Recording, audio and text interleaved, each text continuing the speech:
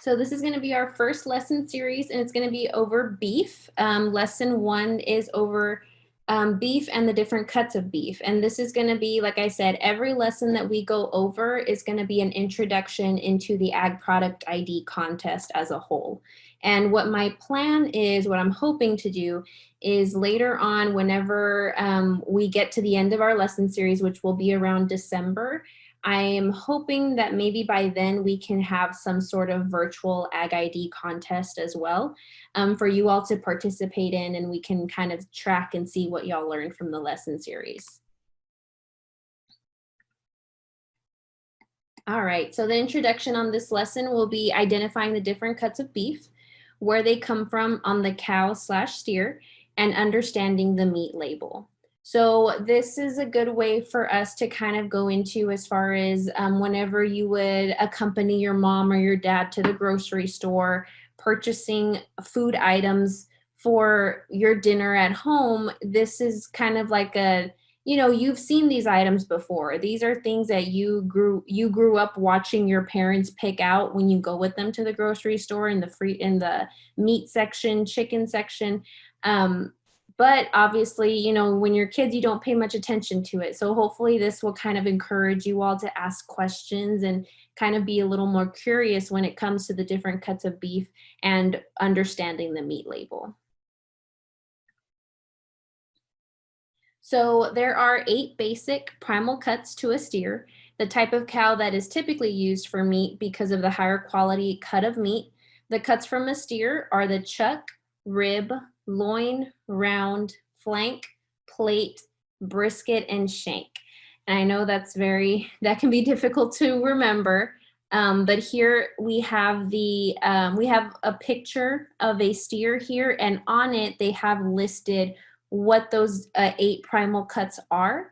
And then on the left side of the screen, we have the different things that can come from each primal cut.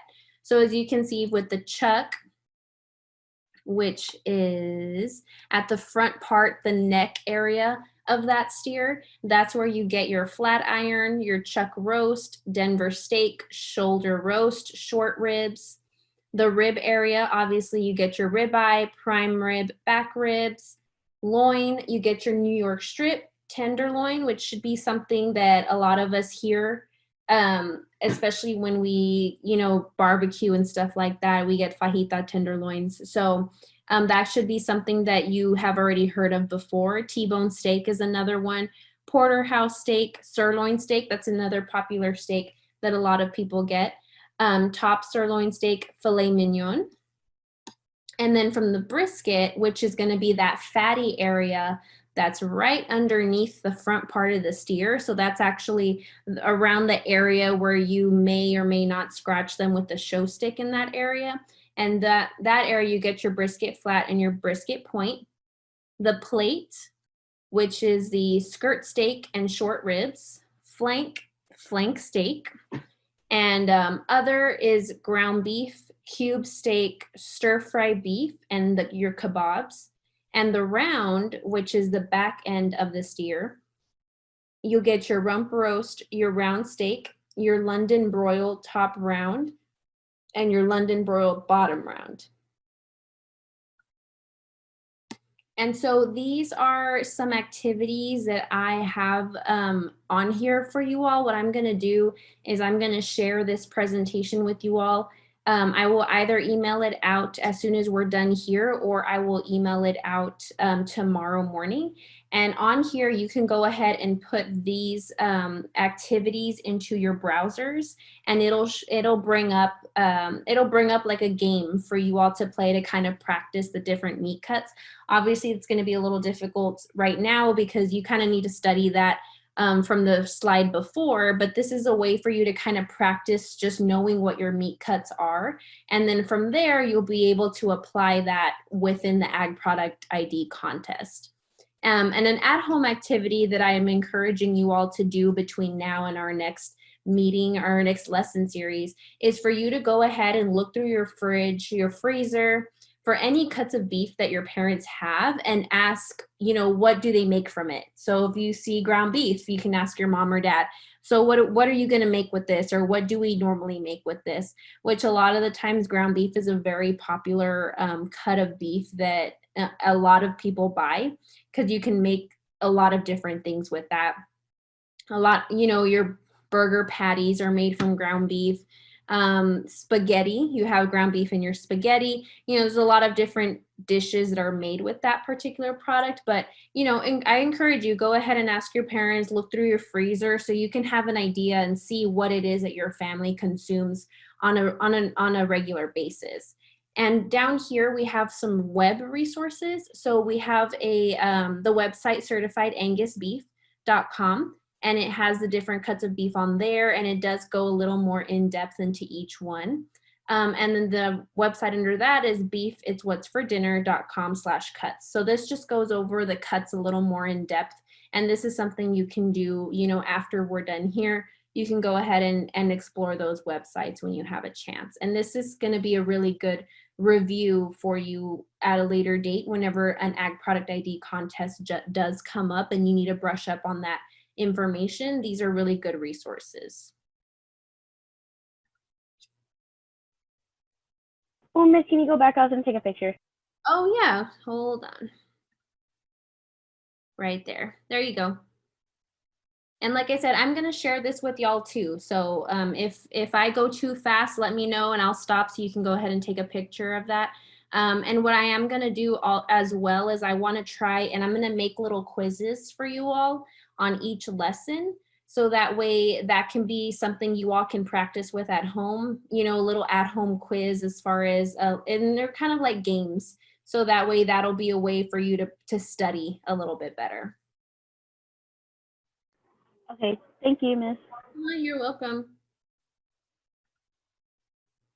All right, so the next thing to go over is understanding the meat label. So every time you go to a grocery store and you look at these products that are there on the shelves in the refrigerated section, you see that each item has a label on it. So this is an example of a label that you would find on those different cuts of beef in those packages. And as you can see, each label has a description. They have a sell-by date. Some labels also have eating instructions on there. I think most of them do. They have nutritional information and cooking and safe handling instructions. So this label is something that's required by law for every vendor to have on their products, is this kind of label to specify what it is that item is that you are purchasing, the net weight of that item, as well as you can see it also has the price per pound on there, and then the total price. So the price per pound, say this label is for, so honestly, this label, say it would be for 2 pounds of ground beef, and the price per pound would be $6.52. So the total wouldn't be $6.52. The total would be probably around $13 for that item. So that's why this one has a total price of $21 as per the price per pound price on here that is $6.52. And this, you see this item is $3.27. So you would multiply the $6.52 by the 3.27 pounds, and that'll give you the total price of the $21.32. Okay, we can go to the next one.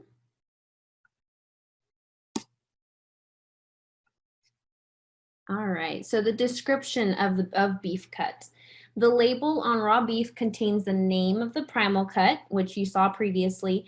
The beef was taken from, the name of the retail or market ready cut, a short description, bone in or boneless, the total weight, and cost per pound. So as you can see, to get the cost per pound, or I'm sorry, the cost per serving, you would cost per pound divided by the number of servings per pound. And some of the packaged beef that is labeled lean may simply refer to the fact that the excess fat has been trimmed from the beef and may not indicate that the cut of beef is lean cut. If you purchase cuts from the tenderloin or round, you can be sure that they are lean. So as you can see on this picture off to the left, you see that lighter area. You see there's a lot of red, and then you see that lighter area. That's the fat. So that whitish area that's on top of it, on top of those darker red spots, those are the fats. And that's what they mean by the excess fat has been trimmed from it. So some cuts, they do take it off just to give it a more lean, so it can be more of a lean cut of beef. But that's not always the case because the fat does give the meat its flavor. So let me go ahead and move on to the next one. Does anyone have any questions so far on what we've gone over? Does it say the number of servings like on the labels, or do you just like figure that out yourself? It does say, it should say about the approximate amount of serving for that item. On this particular label that I have here, it doesn't, but normally it does. It'll give you an idea, just like on a box of cereal, it'll give you that serving size. The label does have the serving portion as well on there for the beef.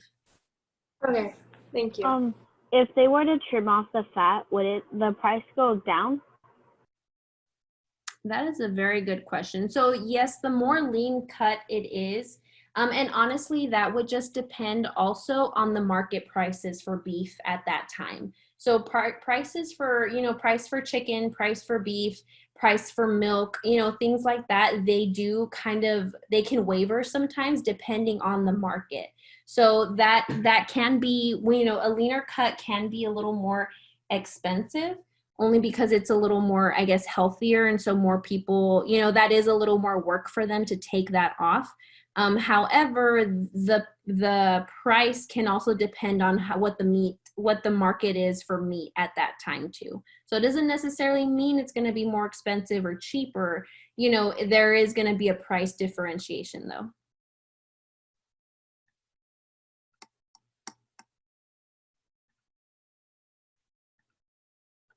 All right, and then so the sell by date. So you know how your milk expires.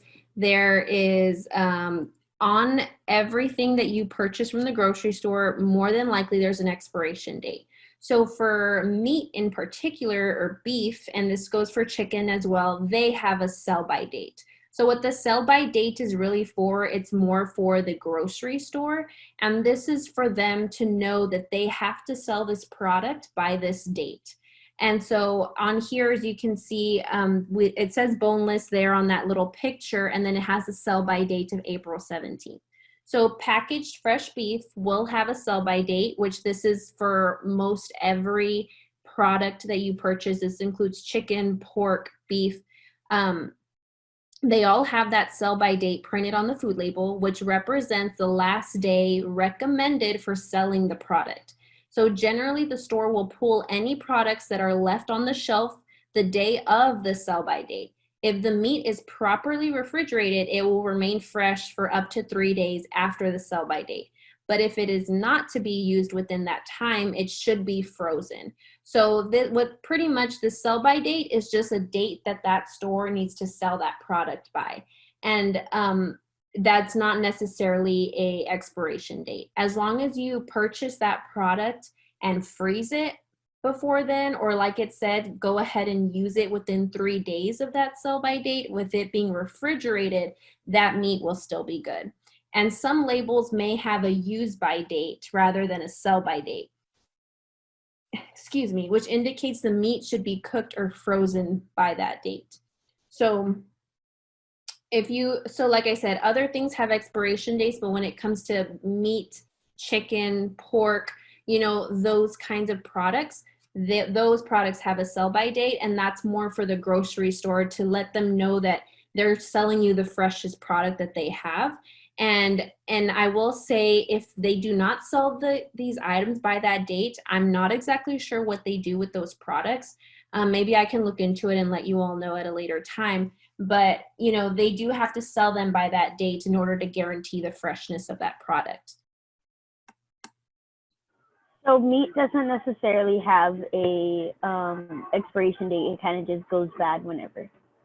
Well, as long as the meat is refrigerated for no longer than 3 days, or it's frozen. If it stays frozen for a good while, that meat can last you a long time. That's why, I don't know if any of y'all ever go fishing, and when fillet your fish, get it ready, your parents put it in a plastic bag and they'll freeze it. But that doesn't necessarily mean you're going to eat that within the week. You can eat that months from then, but it's frozen. So that keeps it fresh and that keeps it able to be eaten and not having it go bad. So as long as the meat isn't just sitting out, room temperature, then it's going to go bad. It has to be refrigerated for 3 days after purchasing, and then you have to cook it within those 3 days if it's been refrigerated. But as long as you freeze it, that meat can last you for a long time. Any other questions?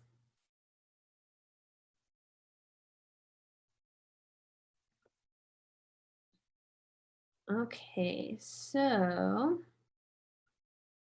fully cooked, ready to eat, heat and eat. So pretty much these are different ways that some of the meat is sold. Some beef products are pre-cooked, so the food label will indicate that the product is fully cooked or ready to eat. So what this means is pretty much that the item, all you really have to do is heat it up or warm it up, and that item is good to eat. You don't necessarily have to cook it on a stovetop to brown it. This item is already cooked through. You just have to heat it up because it's been frozen or, it's been refrigerated. A product such as a beef luncheon meat is ready to eat, but it can be stored at room temperature. Other products such as canned goods are pre-cooked, but taste much better if they are heated before they are consumed. These products are known as heat and eat. So this is another important reason you need to pay attention to the labels whenever you are purchasing products, because if that item wasn't fully cooked and you think it is, and all you do is just stick it in the microwave and eat it, it's not going to be cooked all the way through and you're going to get really sick. So it's always good to read the labels on anything that you buy at the grocery store, especially if it's stuff that you consume, because you want to make sure that you properly cook that item and you don't want to make yourself sick if you don't cook it right. So remember this whenever you all are off to college and buying groceries for yourself. You want to make sure that you know what you're purchasing and that you know how to properly cook or get that item ready to eat. Nutritional labeling. All commercially prepared and packaged beef products are required to provide nutritional information on the food label. Raw meat cuts in a food store or butcher shop are exempt from this requirement. So I don't know if y'all have ever been to a butcher shop. So pretty much those items, they actually harvest that animal in the store. So what that means is they cut up that beef product, that cut of beef for you right there in the store, as opposed to other places that have it pre-packaged and they have it sealed. That cut is there, waiting for you, and it has a label telling you exactly what it is. If you go to a butcher shop or any kind of raw meat cut food store, they cut the item there for you, and they'll have it there. I don't know if you all have ever gone with your parents to go, say you're going to go get fajitas to barbecue. Well, they have them there in the store. They have it refrigerated, and they have a bunch of them cut up all together. And your parent tells that person, oh, I want 2 pounds of this, 3 pounds of that. That's what kind of store they're referring to, that are exempt from having that label on it.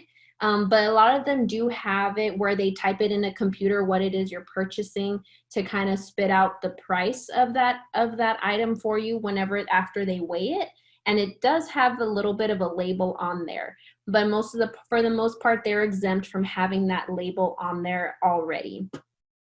The nutritional information shown on the label includes the calories, fat and cholesterol content, protein, fiber, sugars, sodium, and various vitamins and minerals.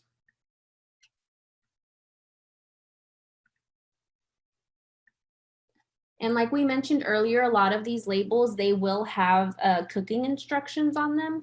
So if a product is not fully cooked or ready to eat, the label may provide information for proper cooking. So as you can see on this label right here, for beef bottom round roast, it has cooking instructions, suggested roasting method for medium rare beef.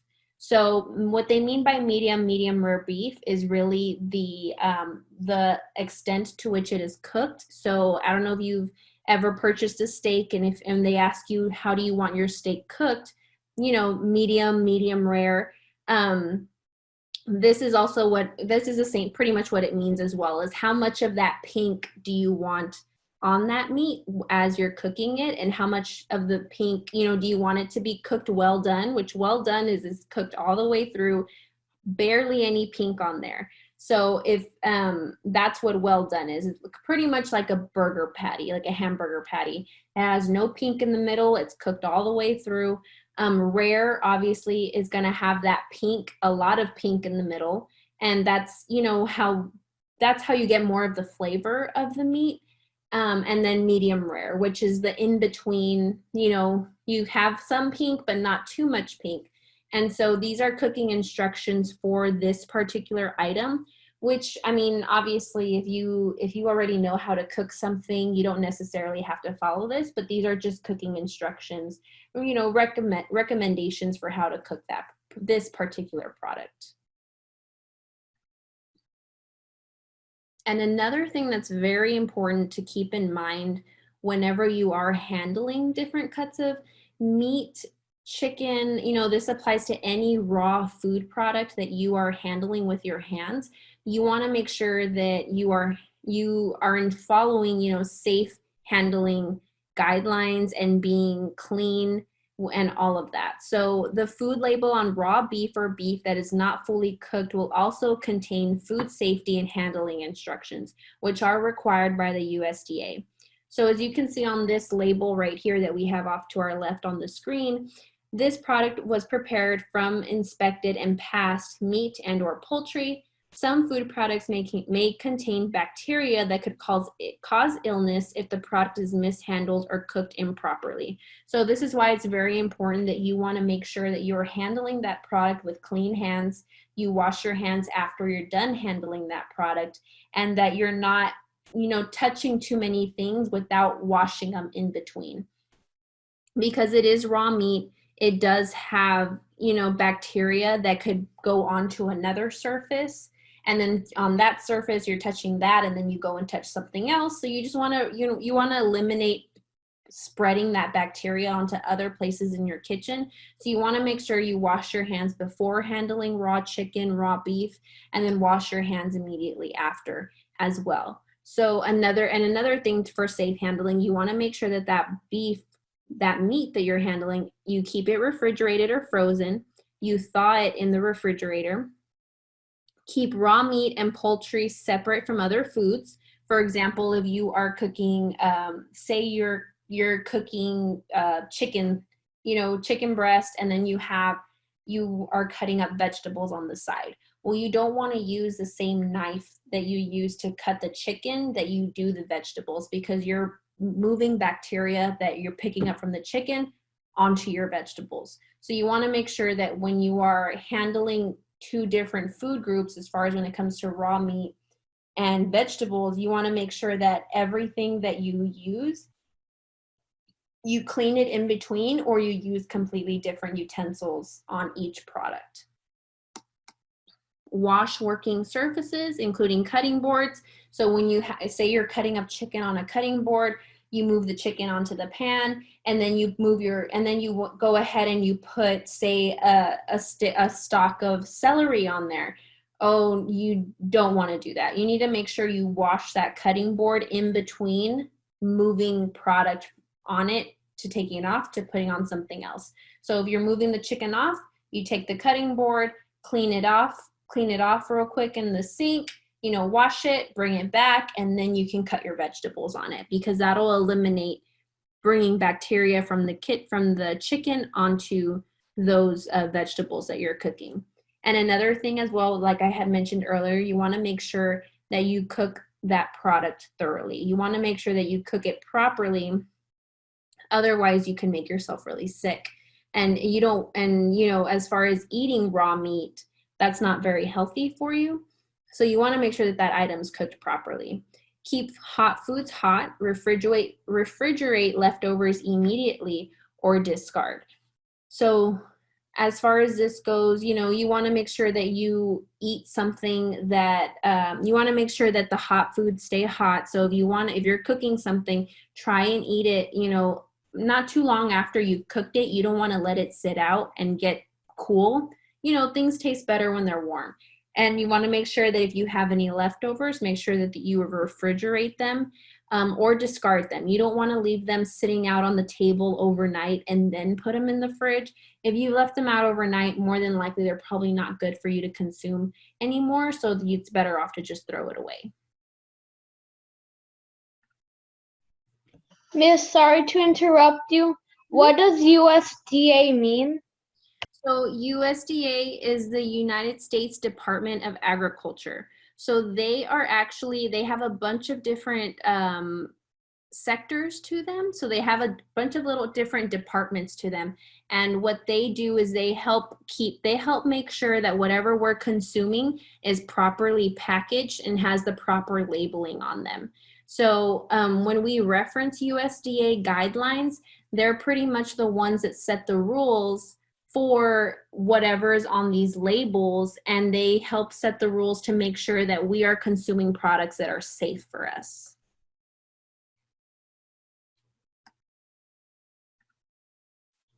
Does anyone else have any questions?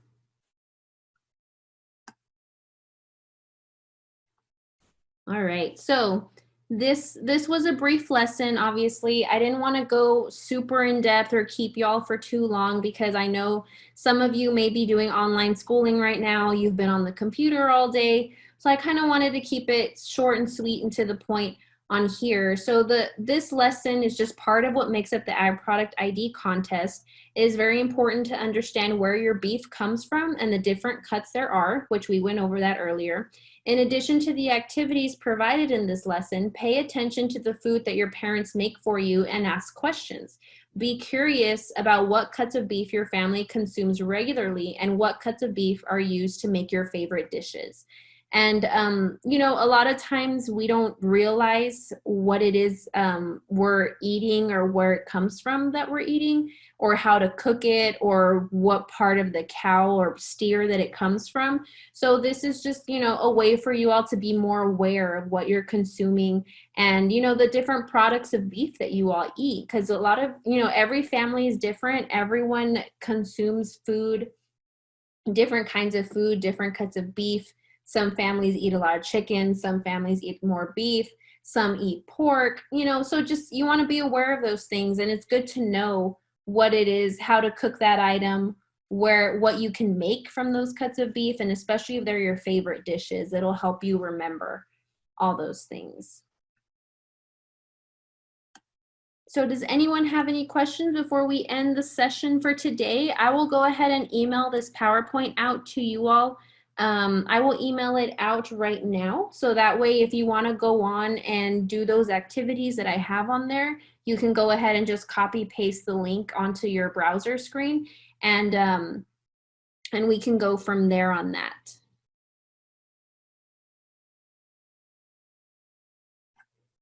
Let me check. Well, Miss, you kind of just answered my question. I was going to ask if you can send the PowerPoint to us. Yes, of course. I will send it out. I'll send it out right now once we are off the Zoom. And then does anyone have, I guess, for our next lesson, it's going to be October 14th, and that's going to go over commodities. And again, I'm sorry for changing up the schedule. I had a conflict come up for tomorrow, so I wasn't able to have it tomorrow like I had originally planned. So we moved it to today, which thank you so much for those of you that took the time to join me and be the first ones on our first lesson series. I hope all of y'all are staying safe and, you know, hopefully at some point we can all get together in person so we can do these Ag Product ID lessons. And I do want to also give y'all a reminder that next week there is an Ag Product ID contest workshop via Teams, which is Microsoft Teams, at 6:30 p.m. and it's being put on by the state. I had forwarded that information to you all via email. I believe it was last week. If you need me to resend it to you because you'd like to join and sign up to do the workshop, please let me know. I do plan on attending that workshop myself, so that way I can go ahead and get myself better educated on this contest as well. Do you all have any questions or anything else that you all would like to address on here?